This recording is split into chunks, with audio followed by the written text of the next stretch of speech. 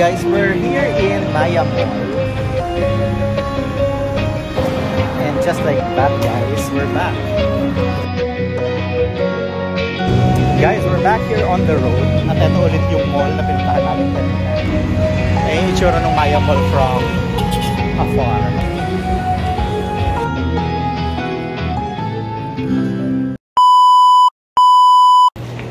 Hey guys, this is JE and welcome back to Vlogcetera.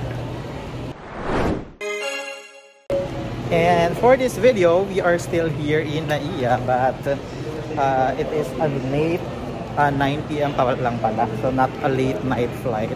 But we are going to Chiang Mai, Thailand. So if you want to know more about Chiang Mai, so go with us. Let's go, Vlogcetera.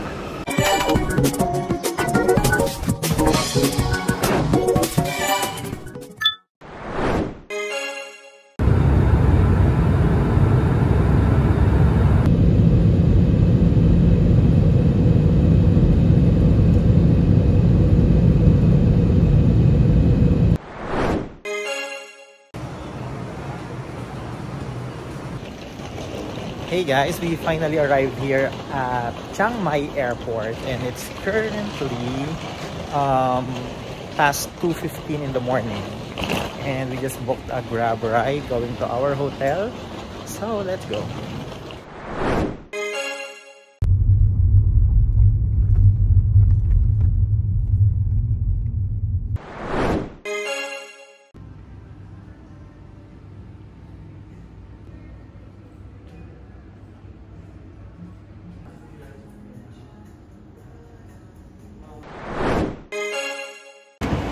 Hey guys, we're here in Maya Mall and kung bakit kami nandito kasi we need to get a SIM card to get us connected while outside kasi may wifi naman in the hotel.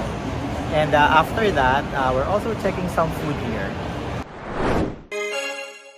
And so we're able to get a SIM card with 8-day na yung may data with na unlimited.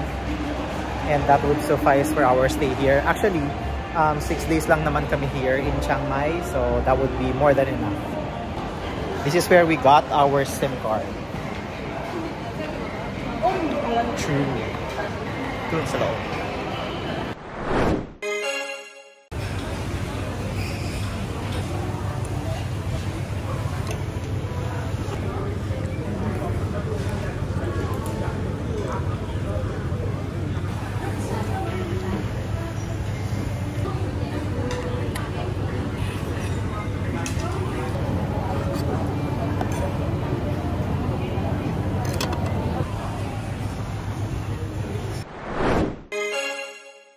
So guys, we found the gem here in Maya Mall. Doon sa 4th floor nila may Maya Kitchen. And we were able to get some good food, mga authentic na mga Thai food. And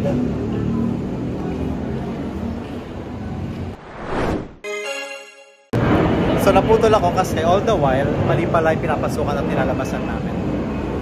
Kaya ako natigilan guys kasi lahat ng paglabas ko, ang dami ko nakakasalubong sa mali pala ang aking entrance and exit. Anyway, as I was saying, yung pinuntahan naming food court, which is the Maya Kitchen, they are serving a lot of mga authentic na mga Thai foods.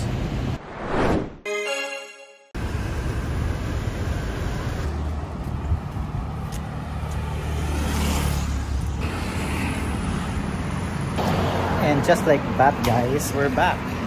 Dito na uli kami sa Ibiza.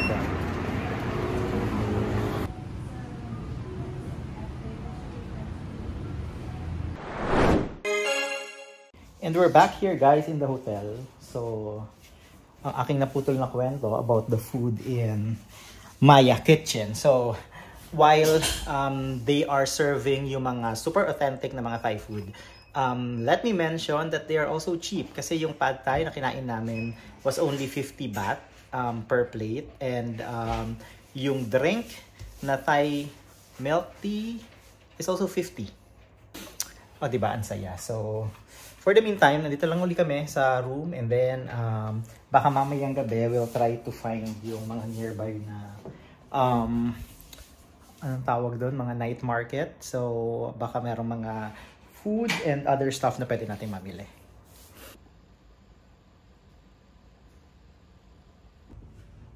Let's go, boys.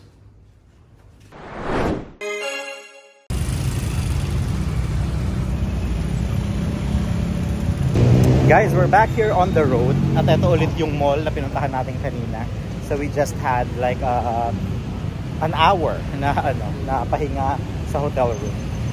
So ayan yung Maya Mall sa likod ko. And in this area, ang daming tao. Yeah, looks like this is the center.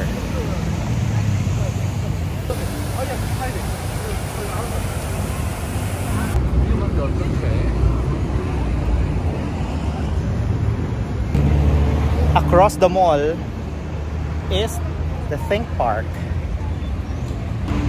Ay, yung itsura ng Maya Mall from afar. So, nandito kami sa other side. And looks like, ito yung kanilang version of Scramble Crossing. Yung gitnang yun. Ang ganda ng Nara Thai cuisine here. Ayun sa other side.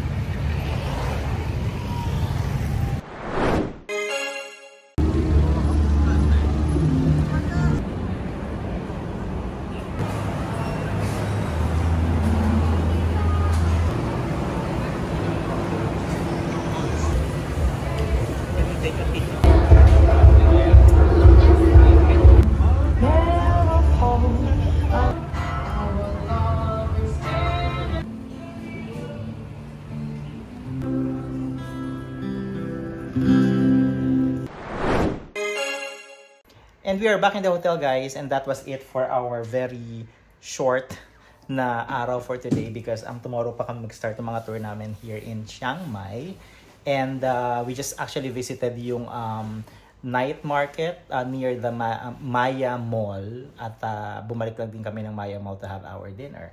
And that's it. I would end this vlog here, and please stay tuned for more of my Chiang Mai vlogs only here in Vlogcetera. Until the next one. Bye! Cracky.